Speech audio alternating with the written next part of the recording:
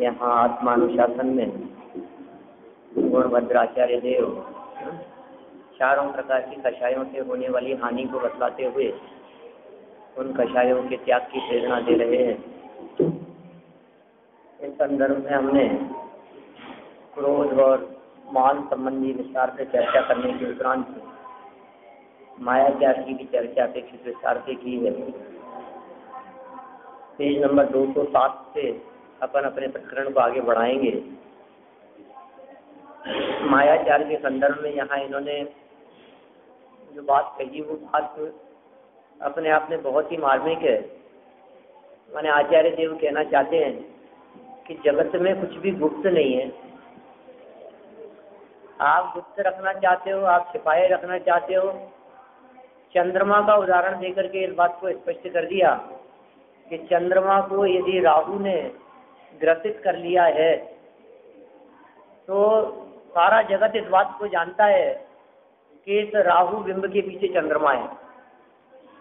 ढका होने पर भी पूरा का पूरा चंद्रमा का बिंब, इन्होंने राहु की बात कही है। हम तो कहते हैं सूर्य बिंब यदि बादलों से पूरी तरह से ढका हुआ हो तो भी जगत जन इस बात को जानते हैं कि सूर्य अभी अस्त नहीं हुआ है, अभी सूर्य की सत्ता है, मौजूद है, सूर्य छिपा नहीं है। ये बात स्पष्ट दिखाई देती है। तो ऐसे ही यहाँ ये बात कहना चाह रहे हैं कि जो अज्ञानी जीव इस तरह की बात समझते हैं कि भैया ये बात छिपी रहे, ये बात प्रकट ना होवे, तो उन्हें इस बात की ओर ध्यान देना चाहिए कि भैया वस्तु स्थिति है कि कोई भी चीज, कोई भी बात वो अप्रकट होती नहीं, प्रकट हुए बिना रह नहीं सकती है। आप अपने मन में, आप अपनी कल्पना में, आप अपने विकल्पों में ऐसा सोच रहे हैं कि ये अप्रकट है, इसका किसी को पता नहीं लगेगा, ये बात गुप्त बात है, इसको किसी का मालूम नहीं चल पाएगा। तो भाई साहब इस धोखे में मत रहना, क्योंकि आप स्वयं तो उस बात को जानते ही हैं और इसके अतिरिक्त अनंत सर्वज्ञ परमात्मा, अनंत सिद्ध परमात्मा भी उस बात को बहुत भली प्रकार जानते हैं। इसलिए जगत में कोई भी चीज गुप्त नहीं होती है। नहीं लहे लक्ष्मी अधिक छल करी, किस लिए करता है बोलो? छल का प्रयोजन क्या है इसका? छल करने का क्या उद्देश्य क्या है? छल क्यों करना चाहता है?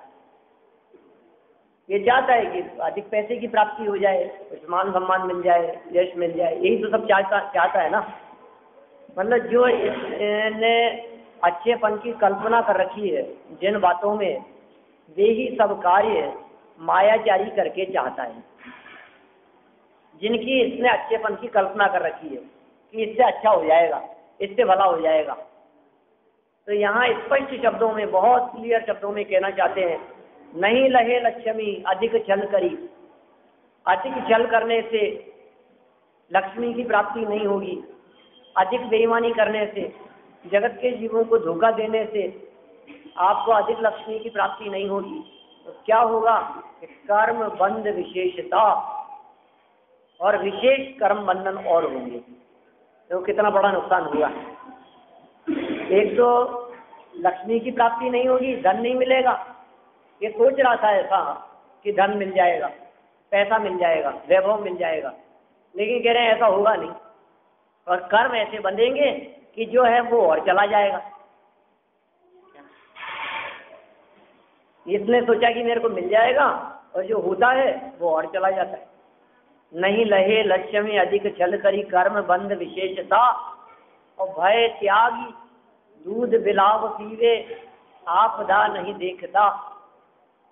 मायाचारी छल करने वाला व्यक्ति अपने ऊपर आने वाली आपदाओं को नहीं देखता, संकटों को नहीं देखता।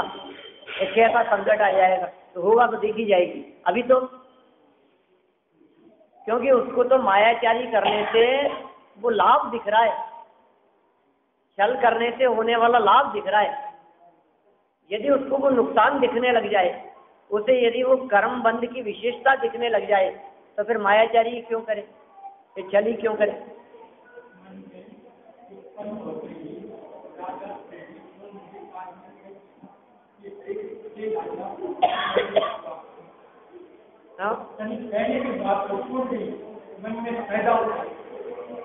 परिणामों की बड़ी विचित्रता है, हम परिणामों को पकड़ नहीं पाते, लेकिन कर्म परिणामों को पकड़ लेते हैं। कर्मों की पकड़ से अछूते नहीं रहते हमारे परिणाम। हमारे मन में क्या चल रहा है, हमारे चित्त में क्या चल रहा है, जो भी पाप भाव या पुण्य भाव हमारे मन में आते हैं, उन पाप और पुण्य भावों का तत्काल कर्म बन जाते हैं उसी समय। पूर्व के बंधे हुए कर्मों में उतार चढ़ाव हो जाता है, उत्कर्षण अपकर्षण हो जाता है, उनमें संक्रमण हो जाता है, ठीक है, परिस्थितियां बदल जाती है, हमें पता नहीं लगता और अंदर ही अंदर कर्मों में उथल पुथल हो जाती है। इसलिए बिलाव का उदाहरण देकर के बात कही है।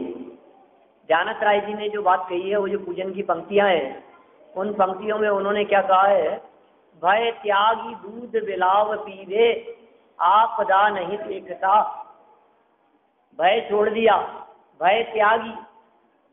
दूध कौन, बिल्ली और बिलाव में फर्क है थोड़ा सा। बिल्ली तो थोड़ी बहुत आहट मात्र से भाग जाती है, डर जाती है, और बिलाव के बारे में ऐसी स्थिति है कि उसको कोई आकर के यदि आपदा मतलब कोई आकर के डंडा भी मारे, वो तो अभी तो ठीक है, डंडा पड़ेगा तो देख, अभी तो ये सामने से कर रहा है ना, लकड़ी लेकर के आ रहा है, आने दो, अभी तो कोई बात नहीं, तब तक तो पीने दो मजे से दूध।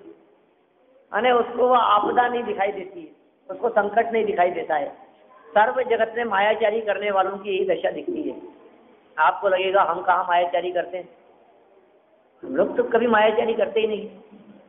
लेकिन आचार्य देव कह रहे हैं, क्रोध मान माया और लोभ, इन चार कषायों से रहित ये गृहस्थ संसारी जीव होता ही नहीं है। जो गृहस्थ जीव है, जो संसारी है, वो इन चार प्रकार की कषायों से रहित होता ही नहीं है। चारों प्रकार की कषाएं उसके जीवन में दिखाई देती ही देती है, ये नियम ही है, इस प्रकार का स्वरूप ही है।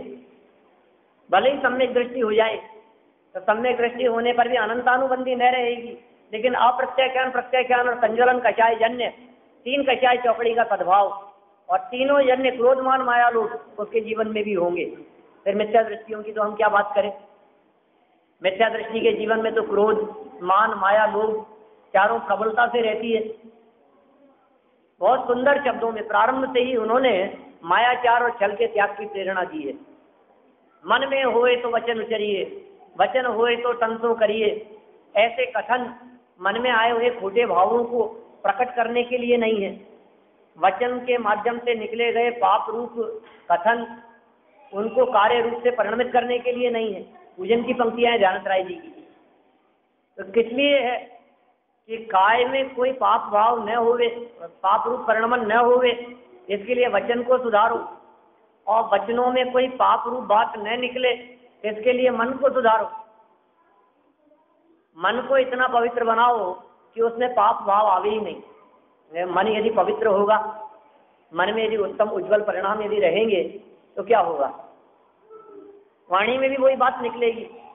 जिनके दिलो दिमाग में जो बात घूम रही होती है, उनके वचनों में वही बात निकलती है। नियम है इस तरह का। कोई व्यक्ति ऐसा कहते हुए देखे जाते हैं, आपने बहुत लोगों को सुना होगा, अरे साहब मैं बोलना तो नहीं चाहता था लेकिन निकल गया मुझे। बोलना नहीं चाहता था लेकिन मुंह से निकल गया। निकल क्यों गया ये बताओ मेरे को। इसलिए निकल गया कि वो अंदर तक भरा हुआ था। जब कोई बात, जब कोई परिणाम हमारे मन में नहीं समा पाते हैं, तो वे बातें वचनों में फूट पड़ती है, मन में दबाते दबाते दबाते दबाते आखिर कब तक रहेगी वो, आखिर एक न एक दिन वो बात जबान से निकल ही जाती है। और जब कोई व्यक्ति बार बार में कोई बात कहता है तो फिर एक प्रसंग ऐसा आता है कि वो वैसा कर भी देता है। इसलिए यदि आप छोटा कार्य करना न चाहते हो तो कहे नहीं, और कहना भी न चाहते हो तो सोचे नहीं, मन में विचार नहीं करें। तो फिर साहब इसका मतलब आर्जव धर्म की जो परिभाषा कही है या माया कषाय के त्याग की जो यहाँ प्रेरणा दे रहे हैं, इसमें जो मन वचन काय तीनों की एक रूपता की बात कही है, मन में होए तो वचन में और वचन में होए तो तन में, छल कपट नहीं रखे, धोखा न देवे। अरे उस धोखा देने से होगा क्या, बताओ मेरे को, क्या मिल जाएगा? और इन मायाचारी के परिणामों से मर करके चला जाएगा त्रियंच गति में, उसका तो ठिकाना नहीं है, क्योंकि क्षण क्षण का भरोसा नहीं है। बात करते करते व्यक्ति भागम भाग के अंदर कब जीवन पूरा हो जाता है कुछ पता नहीं लगता। कल हमारे स्मारक का विद्यार्थी है, शास्त्री विद्यार्थी, और मतलब शास्त्री किया 5-7 साल पहले, उसने 25-26 साल की उसकी उम्र होगी। टैगोर स्कूल में पढ़ाता था, टीचर था। वो बाइक से स्कूल से आ रहा था और बस वाले ने रॉन्ग साइड लेकर के उसके ऊपर चढ़ा दिया, वहीं मर गया। ये दोपहर में 3-4 बजे की घटना है। पिछले 15 साल से जयपुर में है, बहुत अच्छा सक्रिय व्यक्ति, लेकिन खत्म। क्या हो, यहाँ जाना है, वहाँ जाना है, इसका ये करना है, उसका ये करना है, उससे लेना है, उसको देना है, दुनिया भर के विकल्प चलते रहते हैं हमारे दिमाग में, संकल्प विकल्प चलते रहते हैं। इसका क्या होगा, उसका क्या होगा, और उसको कर लेंगे तो ठीक रहेगा, ये ठीक रहेगा, उसने ऐसा क्यों कर दिया, इसने ऐसा करना चाहिए था, दुनिया भर के विकल्प। और देख लूंगा उसको और उसको निपटा दूंगा मैं, क्या क्या कर लेगा पता नहीं। और सारे संकल्प विकल्प चलते चलते खुद ही निपट जाता है व्यक्ति, खत्म ही हो जाता है। 4 बजे किसके साथ में मीटिंग है, 6 बजे किसके साथ में मिलना है, उसके साथ में मिलना है, उसको टाइम दे रखा है, उसकी प्लानिंग कर रहा है, इसकी प्लानिंग कर रहा है, दुनिया भर की प्लानिंग चलती रहती है आगे से आगे। वो सारी की सारी प्लानिंग क्या होती है बताओ मेरे को, डरी रह जाती है। अब कौन करेगा वो प्लानिंग, अब क्या होगा उसका, अब कहाँ जाएगा, तो गया, खत्म हो गया उसी समय। सारे काम काज धरे रह जाते हैं। तो लगता है मैं नहीं करूंगा तो कौन करेगा। ये तू अपने आप के बारे में विचार कर, तू अजर अमर तत्व है, तू मरता नहीं है। ये देह छूट जाएगी लेकिन फिर भी मरण नहीं होगा, कहीं और चला जाएगा। और ये जो संयोग और परिस्थितियां हैं, ये संयोग और परिस्थितियां पूरी की पूरी बदल जाएंगी, सब कुछ बदल जाएगा, दुनिया ही बदल गई बिल्कुल। अब जिस गति में चले गए वहां क्या हुआ बदलाव, बदल गई ना दुनिया, अलग ही हो गई। अब फिर वहां जाकर के क्या करेगा, फिर वही भागम भाग चालू हो गया। इतना सब कुछ समझने के बावजूद, पढ़ने के बावजूद, चिंतन विचार करने के बावजूद, वस्तु स्वरूप का ज्ञान होने के बावजूद यदि हम लोग उलझनों में फंसे रहे तो फिर समझ लीजिए कहीं कोई सार नहीं है। ये दुर्लभ मनुष्य जन्म जिसका ये अपूर्व अवसर हमारे को वस्तु स्वरूप समझने का मिला है, ये मनुष्य भाव मायाचारी के लिए नहीं है, ये छल के लिए नहीं है, ये बेईमानी धोखाधड़ी के लिए नहीं है, ये मनुष्य जन्म पैसा कमाने के लिए नहीं है, ये वैभव इकट्ठा करने के लिए नहीं है। क्योंकि इकट्ठा करते करते भोगने की फुर्सत नहीं मिलती है। और वो कितना होगा बोलो, करोड़, 10 करोड़, 500 करोड़, 1000 करोड़, अरब, क्या कितना कितना होगा। और फिर सब जहाँ का तहाँ, बिल्कुल जितना लॉकर में है वो लॉकर में, गले में है वो गले में, जेब में है वो जेब में, मोबाइल जहाँ का तहाँ, क्या कैसी स्थिति होती है। किसी से कुछ लेना देना नहीं, सारे कनेक्शन एक झटके से कट जाते हैं।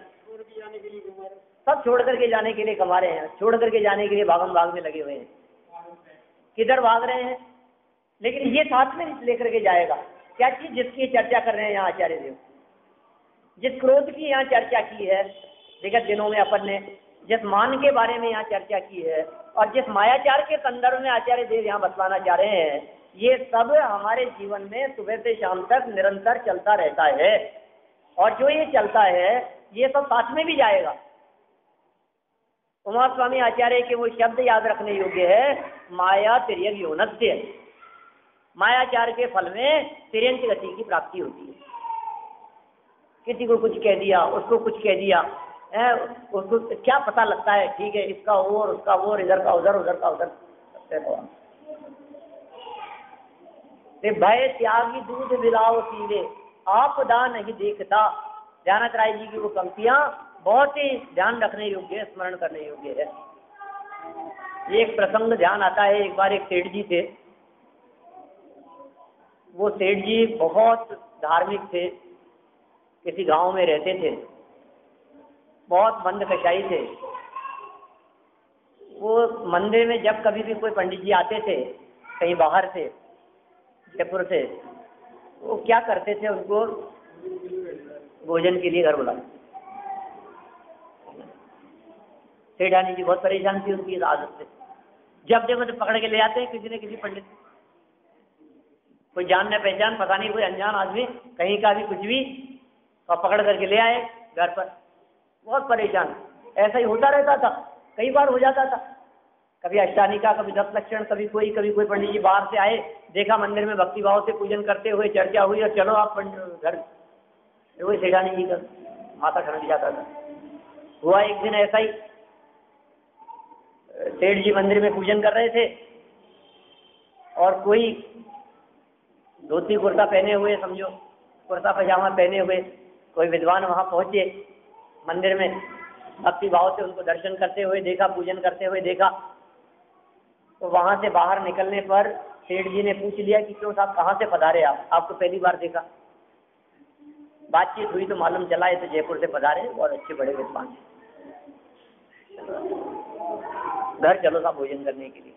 कि नहीं साहब, मेरे को तो दूसरा काम है, मैं नहीं चलूँगा। कि नहीं, आपको तो भोजन करने चलना ही पड़ेगा साहब, आप यहाँ आए हैं, यहाँ कहाँ भोजन की व्यवस्था होगी। आप बाहर से आए हैं, अपनी सर्विस के काम से आए हैं कि जॉब से आए हैं, जो भी आए हैं, जैसे भी, आपको तो भोजन करने के लिए घर चलना। नहीं माने तो चलती है, कोई बात नहीं, चलो अब नहीं मान रहे हो तो घर पहुंचने पे क्या होना था सब जानते ही है। अब लेकिन करें क्या, अब ले आए ये तो यहाँ, अब क्या करें, बोला उपाय क्या है। तो उसके दिमाग में कुछ माया जारी थी। उसने कहा कि ये सेठ जी रहेंगे तब तक तो काम चलेगा, इन सेठ जी को घर से बाहर भेज दो और फिर पंडित से अपन निपटते। तो कैसे भेज दे रहे। तो वो जो सेठानी थी उसने सेठ जी से कहा, बुलाया किचन में कि भाई अब आप पंडित जी को ले आए हो बाहर से, तो कुछ अच्छा बना लेते हैं घर में, चूरमा दाल बाटी बना लेते हैं, लेकिन घी कम है थोड़ा सा, तो आप बाजार से घी ले आओ। वो भी प्रसन्न हो गए। आज तो कैसे, चलो जब जिसकी होनार, परिणाम बदल गए इसके। हमेशा नाराज होती थी, बिगड़ती थी, आज प्रसन्न दिख रही, अच्छी बात है। चलो लगता है दिन सुधर गए हैं कि ठीक है, मैं आता हूँ बाजार से घी लेकर। सेठ जी चले गए घी लेने के लिए, पंडित जी को बैठा करके चले गए। पीछे से जब वो चले गए तो सेठानी जी ने जाकर के और उन पंडित जी से कहा कि पंडित जी आप बहुत भले मानुस दिखते हो, मेरे को आपको देख करके बहुत करुणा आ रही है। क्या हुआ? नहीं, आप बहुत सज्जन दिखते हो, लेकिन मैं आपको एक सच्ची बात बतलाना चाहती हूँ जो आज तक हुआ है। कि क्या हुआ है कि सेठ जी को कभी कभी दौरा पड़ता है। और क्या होता है कि किसी को भोजन करने के लिए घर पे बुलाते हैं तो भोजन तो खूब कराते हैं भर पेट, लेकिन उसके बाद में जो मूसल दिख रहा है ना यहाँ, इस मूसल से खूब धुनाई करते हैं। क्या वो उठने लगे, नहीं आप बैठो, कोई बात नहीं। कि नहीं मैं चला। या आप बैठो, कभी कभी पड़ता है दौरा, ऐसी कोई बात नहीं है, हमेशा की बात नहीं, लेकिन कई बार ऐसा हो गया है। इसलिए आपको मैं पहले से आगाह कर देना चाहती हूँ कि नहीं मैं तो निकलता हूँ यहाँ से। कि नहीं वो पूछेंगे कि नहीं मैं तो चला भी। तो मैं कहा ये अच्छे लेने के देने पड़ जाएंगे, क्या भोजन होगा, मुसीबत में और बच जाएंगे। वो चल दिए वहाँ से। पीछे से आए सेठ जी। अब सेठ जी आए तो अब बहाना तो कुछ ना कुछ बनाना ही था कि कहाँ चले गए पंडित जी।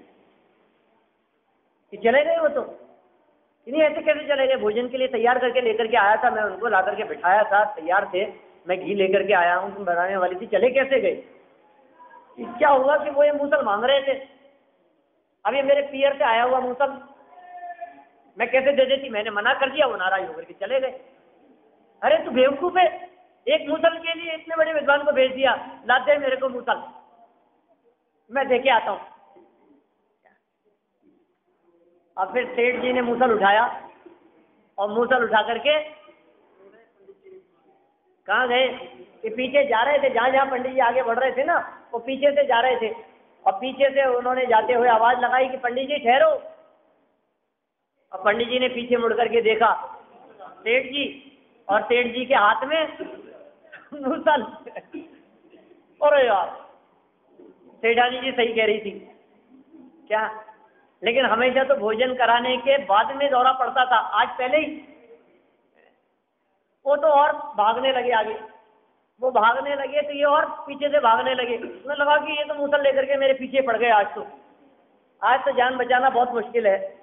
उन्हें भागते हुए देखकर सेठ जी ने पीछे से आवाज लगाई कि ठहरो पंडित जी, ले लो मूसल, नाराज मत हो। क्या जैसे ही ये शब्द कान में पड़े तो लगा कि जरूर कुछ न कुछ दाल में काला है, जरूर कुछ न कुछ गड़बड़ है, लगता है ये तो देने की बात कर रहे हैं।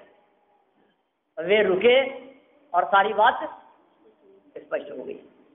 और फिर क्या होना था, मूसल से धुलाई हुई कि नहीं हुई, लेकिन किसकी, सेठानी। माने जो मायाचारी की है, जो छल किया गया है, तो कभी तो प्रकट होगा ही ना, कितना भी छिपाने का प्रयास करें। यहाँ गुणभद्राचार्य देव ने सूर्य चंद्रमा का उदाहरण देकर के इतना स्पष्ट शब्दों में ये बात कह दी कि आप ये समझ रहे हैं कि मैंने जो ये किया ये कोई नहीं जानता है, मैंने जो ये किया है इस बात का किसी को पता नहीं है, लेकिन भाई साहब पता सबको है, कह कोई नहीं रहा है, मालूम सबको है, ये बात छिपी नहीं रह सकती है, ये बात छिपी हुई नहीं है। आप कितना भी छिपाने का प्रयास करें, कोई भी बात अप्रकट रहती ही नहीं है, कोई भी बात गुप्त और गोपनीय रहती ही नहीं है। न्याय शास्त्रों में नीतिकारों ने तो ऐसे कथन कहे हैं, षट करने मंत्रोच्छेदी, ऐसे सूत्र दिए हैं। उनका ये कहना है कि यदि कोई भी बात जो आपके मुंह से निकली है, जैसे आप छिपाना चाहते हैं, यदि वो बात 6 कानों में पहुंच गई, एक व्यक्ति के 2 कान होते हैं, 6 कानों में पहुंच गई, माने यदि उस बात का 3 लोगों को पता है, तो समझ लीजिए अब वो बात गुप्त नहीं रहेगी, मंत्रोच्छेदी। तीनों लोगों में पहुंच 3 लोगों को जिस बात का पता है, वो बात 3 लोगों तक नहीं, 3 लोगों तक चली जाएगी। और कैसे चली जाएगी, देखो आपको एक बात बताता हूँ, किसी को कहना मत। वो किसी और को बात कहता है और कहता है आपको एक बहुत सीक्रेट बात है, बस आप तक ही रखना, आपके आगे नहीं जानी चाहिए, कि ठीक है नहीं जाएगी क्या, और ये कह करके तो बात सब जगह फैल जाती है। इसलिए मायाचारी न करने में ही सार है। और इस तरह से यहाँ बहुत हानियों की चर्चा की। ये जो अर्थ इन्होंने यहाँ लिखा है, एक बार अपन पढ़ लेते हैं 207 पेज पर, फिर लोभ से होने वाली हानि की बात पढ़ेंगे आगे। देखिए, हे जीव, तू ऐसा भ्रम मत कर कि मेरा गुप्त पाप कोई नहीं जानेगा। क्या कह रहे हैं आचार्य देव, मायाचारी से बचने की प्रेरणा दे रहे हैं, उससे होने वाली हानि से बचने की प्रेरणा देते हुए शिक्षा दे रहे हैं। तू ऐसा भ्रम मत कर, ऐसे धोखे में मत रह कि मेरा गुप्त पाप कोई नहीं जानेगा, बुद्धिमान भी नहीं जान सकते, तो अन्य लोग कैसे जानेंगे, पता नहीं लगेगा। यह पाप मेरे महान गुणों को कैसे ढकेगा, तू ऐसा बिल्कुल मत मान, क्योंकि तूने जो ये कार्य किया है, यह कार्य अवश्य ही प्रकट होगा, कोई न जाने ऐसा नहीं होता है। प्रत्यक्ष देख, अपनी उज्जवल किरणों से जगत के आताप को दूर करने वाले चंद्रमा को भी गुप्त रूप से राहु ग्रस लेता है, लेकिन इस बात को कौन नहीं जानता, अर्थात सभी जानते हैं। सारे जगत के जीव इस बात को जानते हैं कि ये सूर्य जो है ये बादलों के पीछे छिपा हुआ है। बादल उसे ढक करके समझें कि अब तो किसी को पता नहीं लगेगा छिपा लिया मैंने, ये सारा जगत जानता है कि सूर्य बादलों के पीछे छिपा हुआ है। ऐसे ही सब जानते हैं, हमारे चल रूप परिणामों को जगत में कोई जाने या नहीं जाने, लेकिन कर्मों की पकड़ से वे छिपे नहीं रहते। देखिए आप, अब लोभ से होने वाली हानि की बात कहते हैं। जीव को लोभ से होने वाली हानि का वर्णन आगामी चंद में करते हैं। हिरणी चंद 223 नंबर का चंद।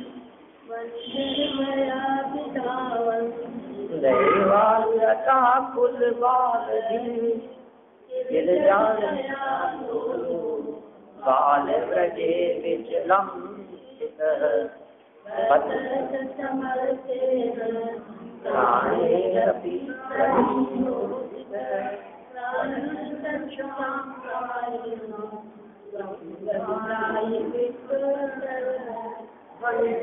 वैसे दौड़ रही पर उलझी पूछ लताओं में, दैव योग के चमर गाए मुझ पूछ के बालों में, वहीं खड़ी रहती वन चर से उसके प्राण हरे जाते।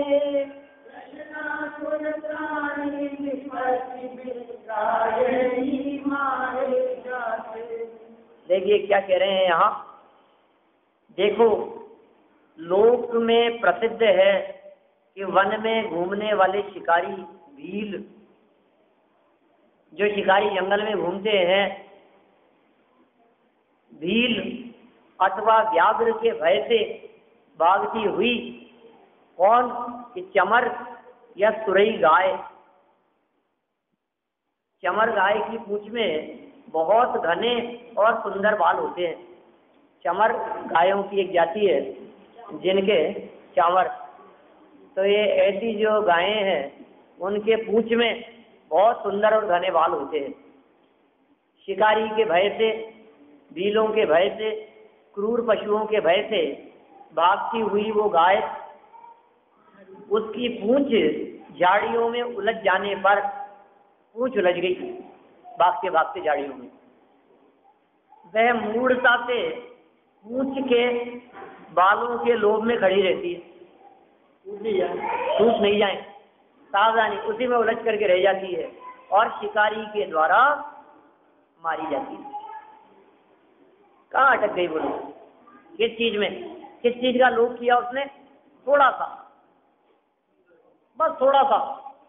वो दिखता है ना संसार वृक्ष का स्वरूप, एक बूंद और, बस एक बूंद, बस एक बूंद, एक और आती हुई दिखाई दे रही है। किसी व्यक्ति के पीछे जंगल से विचरण करते हुए कोई पागल हाथी पीछे पड़ गया। वो पागल हाथी पीछे पड़ गया तो भागते भागते भागते भागते वो किसी पेड़ के ऊपर कोई शाखाएं लटक रही थी और उसको पकड़ करके एकदम लटक गया, ऊपर चढ़ गया हाथी की पहुंच से ऊपर। अब सोचा अब क्या करूं? अब हाथी तो दौड़ता दौड़ता आ ही रहा था, बचने का कोई उपाय नहीं दिख रहा था उसको। हाथी ने आकर के नीचे से उस पेड़ को हिलाना शुरू किया। भागते भागते उसके ऊपर लटक तो गया वो, लेकिन जैसे ही उसने नीचे देखा तो नीचे तो वो ऐसा कुआं था जिसके ऊपर पैर रख करके चढ़ा था वो, कि जिसमें सांप और अजगर दिख रहे थे, और मर गया। अब क्या करूं? एक तरफ से हाथी हिला रहा है, पूरे पेड़ को ही मानो उखाड़ करके फेंक देगा गुस्से में, और यदि मैं यहाँ से उतरता हूँ और यदि नीचे गिरता हूँ तो नीचे सांप और अजगर दिखाई दे रहे हैं, और इस पर कब तक लटका रहूंगा मैं? दृष्टि ऊपर पड़ी तो ऊपर दो चूहे जिस डाल को पकड़ करके वो लटक रहा है, एक सफेद चूहा और एक काला चूहा,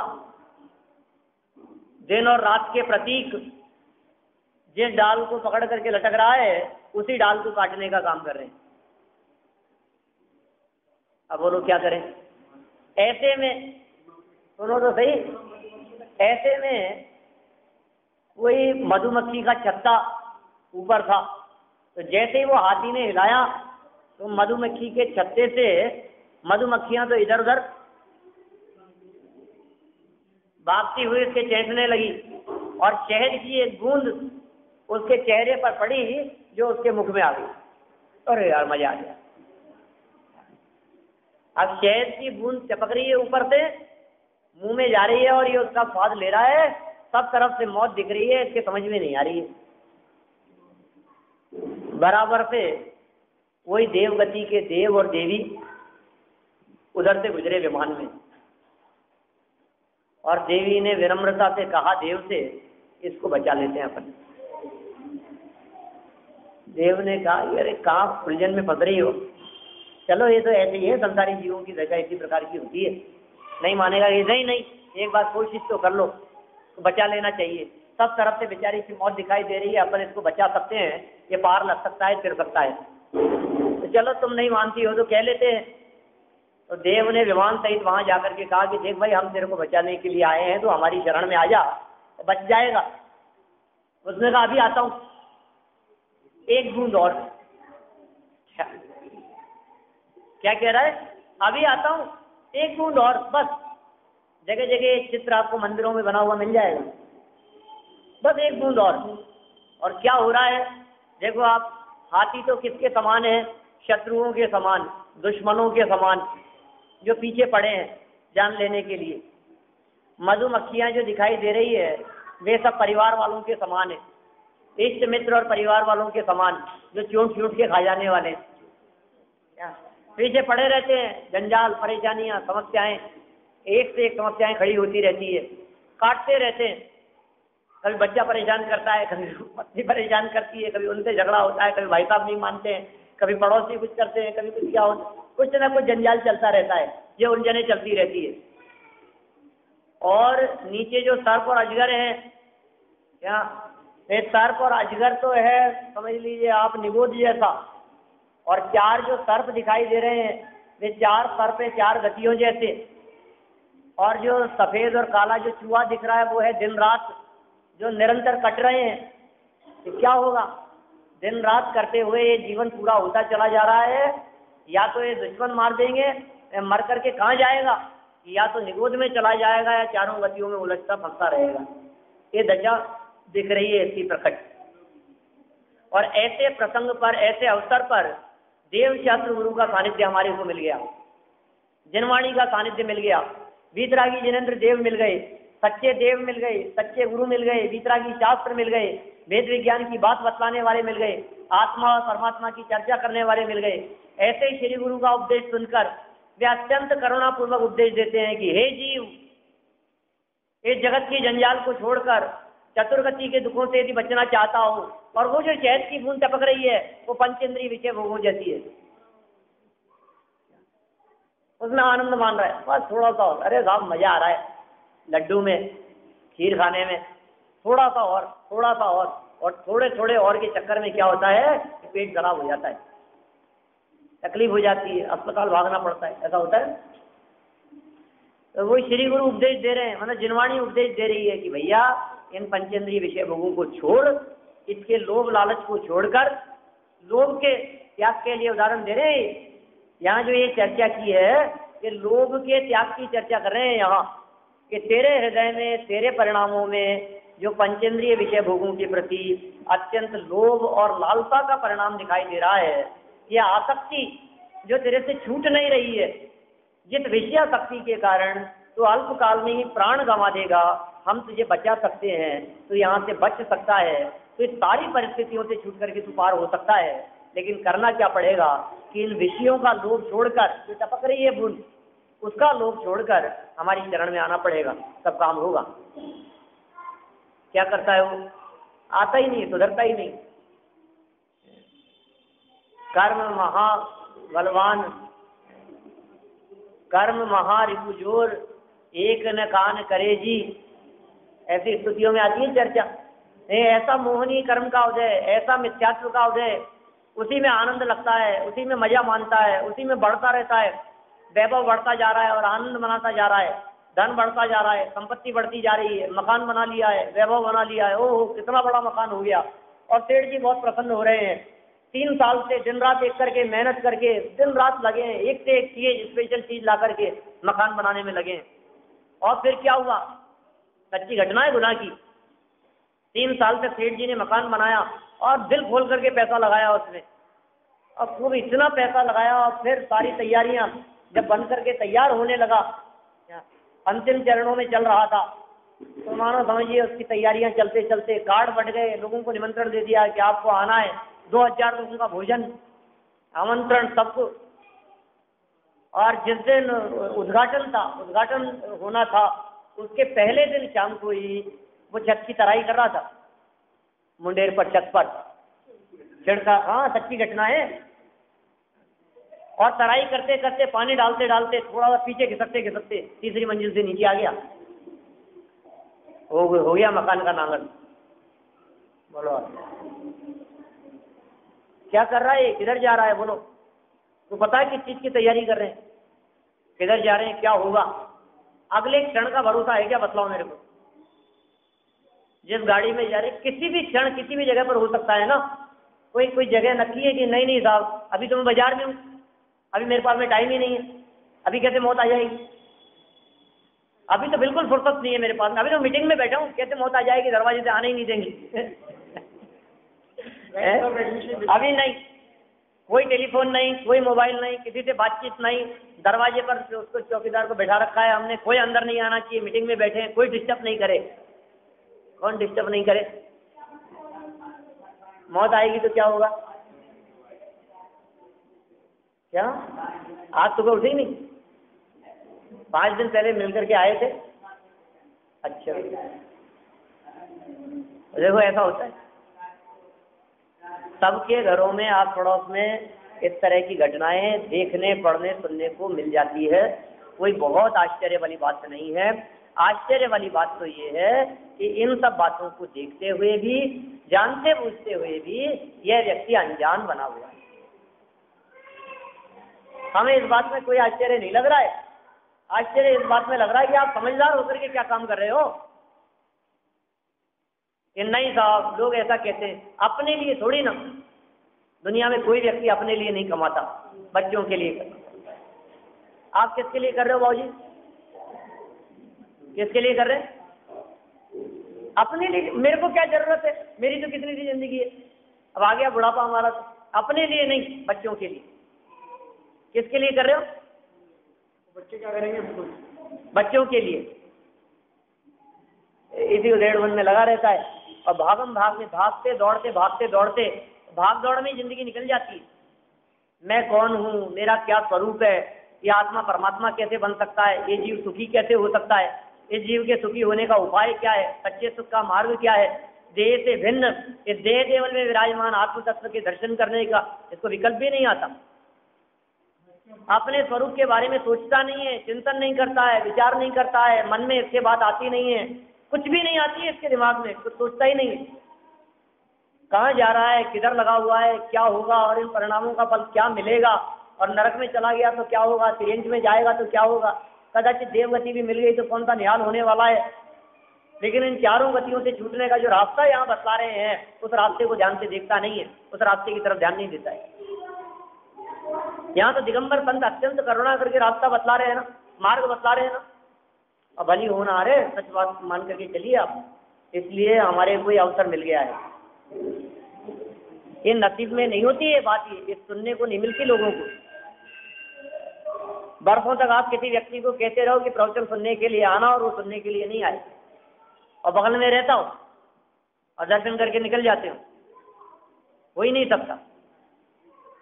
जिसकी भली होनहार हो उसी को ये बात कान में सुनने को मिलती है, और कान में सुनने पर भी जिसकी और भी भली होनहार हो उस व्यक्ति को ये बात समझ में आती है, और कान में भी पड़ जाए और समझ में भी आ रही हो, फिर भी बहुत भाग्यशाली जीवी ऐसे होते हैं जो इस बात को हृदय से स्वीकार करते हैं, इसकी गहराई में जाकर के। नहीं तो ये जो कान दिखते हैं ना अपने आमने सामने, क्या करेगा, इधर से जो बात डालते हैं जस्ट सामने ही है, दूसरा सामने से बाहर निकल जाती है, हृदय में प्रवेश ही नहीं करती है। ऐसे लोगों के लिए नहीं है भाई ये जिनवाणी की बात। तो अत्यंत करुणा करके आचार्य देव जगाने का काम करते हैं। ये मोह नींद से उठ रे चेतन, तुझे जगावन को हो दयालु उपदेश करे, गुरु बारे भावन। अत्यंत दयालु होकर के अत्यंत करुणा से ये उपदेश दे रहे हैं। देखो आप गाय की दशा बतलाते हैं यहाँ, तो मूर्ख है ना वो गाय। अरे बालों में क्या दम है, दोबारा आ जाएंगे, बोलो टूट जाएंगे, टूटेंगे ही तो, और क्या होगा, दोबारा आ जाएंगे कि नहीं।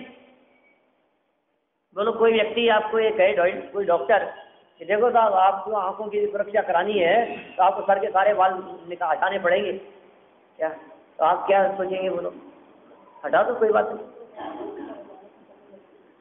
तो साहब आपका जो ये, यदि आप अपनी जान बचाना चाहते हो तो आपको आपकी मूछें साफ करानी पड़ेगी, कोई बात नहीं कर दो यार, दोबारा आ जाएगी, क्या होगा, तो उसमें क्या फर्क पड़ गया। तो कोई मूर्ख ही ऐसे होते हैं, कौन, इस गाय जैसे। अपन लोगों की कहाँ बात है, ये तो गाय की चक्कर चली, जो बालों के चक्कर में, उसके लोभ के चक्कर में। देखो आप, सुरई गाय, चमर गाय ऊंच झाड़ियों में उलझ जाने पर मूढ़ता से ऊंच के बालों के लोभ में खड़ी रहती है और शिकारी के द्वारा मारी जाती है। इसलिए जानना चाहिए कि तृष्णा करने वालों पर अधिकतया ऐसी अनेक विपत्तियां आती हैं। क्या कह रहे हैं ये, लोभ से होने वाली हानि की चर्चा करते हुए कह रहे हैं कि तृष्णा करने वालों पर अधिकतया, जिनकी तृष्णाएं कम नहीं है, जिनकी तृष्णाएं अधिक है, कहते हैं अधिकतया ऐसी अनेक विपत्तियां उनके जीवन में आती है। क्योंकि लोभ रहता है, लालच रहता है, आसक्ति रहती है, तो विपत्तियां भी आती रहेगी, संकट भी आते रहेंगे। और जिन्होंने उस आपत्ति, लोभ और उसका त्याग कर दिया, लेकिन देखो ये संक्षेप में लोभ का त्याग करता हुआ दिखाई भी देता है, लेकिन इसका नाम लोभ का त्याग नहीं है। देखो ऐसे लग रहा है कि साहब इसने इस चीज का त्याग कर दिया, चलो साहब मैं बिजनेस बंद कर रहा हूँ, अब नहीं कर रहा मैं, तो इसका मतलब लोभ छोड़ दिया क्या आपने, इसका नाम लोभ छोड़ना थोड़ी ना है। असली लोभ छूटकर, पंचेंद्रिय विषय भोगों का लोभ छूटकर अपने आत्म तत्व की महिमा आए, तब जाकर के असली लोभ का छूटना है। इस तरह से यहाँ तो थोड़ी बहुत बातें कही है, कल अपन विस्तार से और चर्चा करेंगे। इस जीव को अपना उपयोग पंचेंद्रिय विषय भोगों से, बाह्य वैभव से और संपत्ति से, उनके प्रति होने वाली आसक्ति से अपने उपयोग को हटाकर और अपने स्वरूप को जानने में अपने उपयोग को लगाना चाहिए। हम सभी इन बातों के संदर्भ में गहराई से चिंतन और मंथन करें, इसी भावना से मैं बात को यहीं विराम। हाँ ठीक है।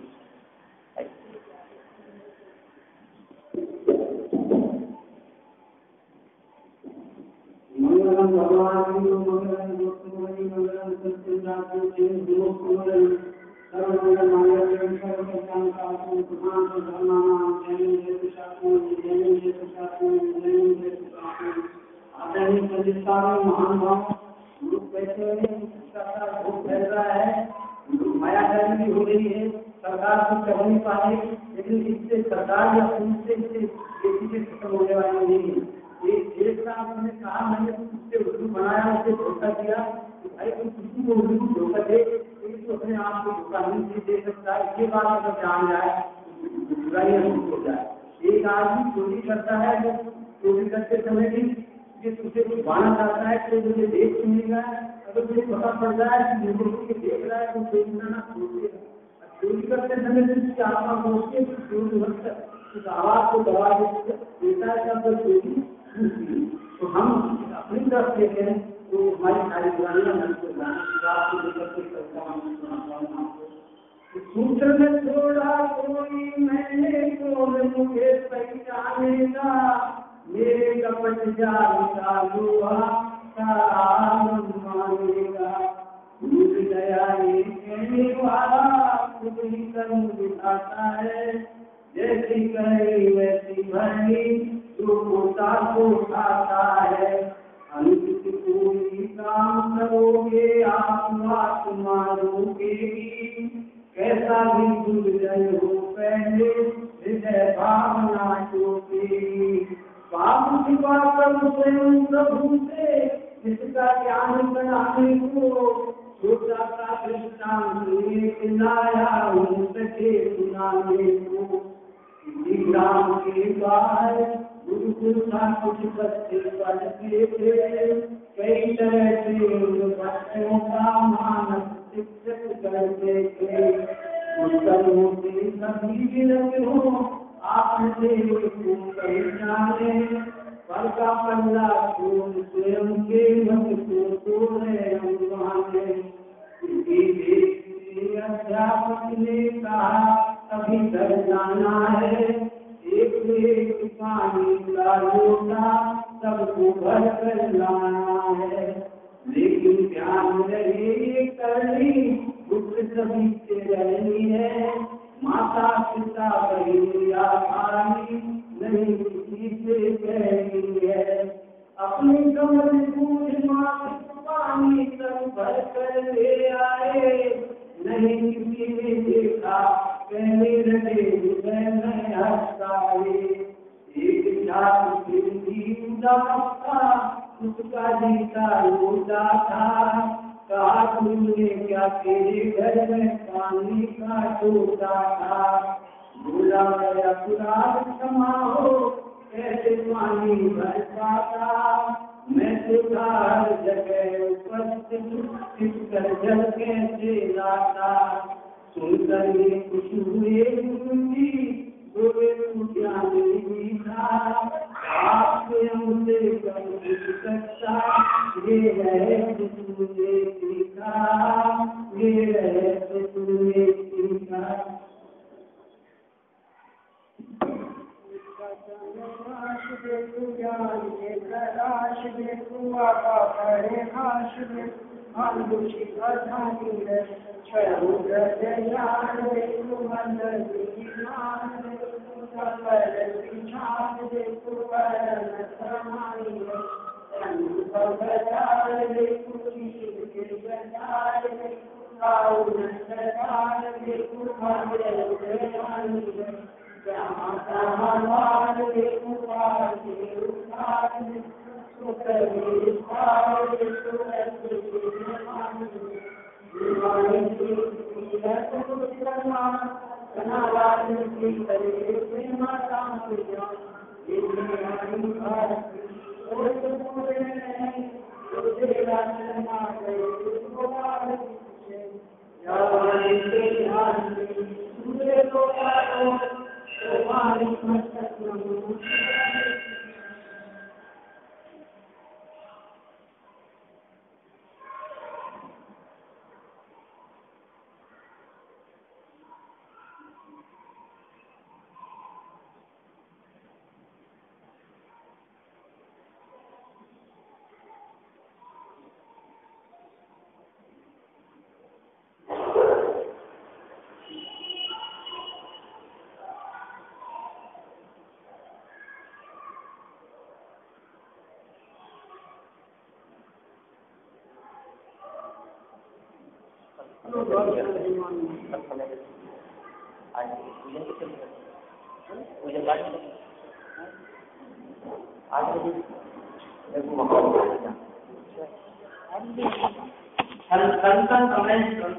आज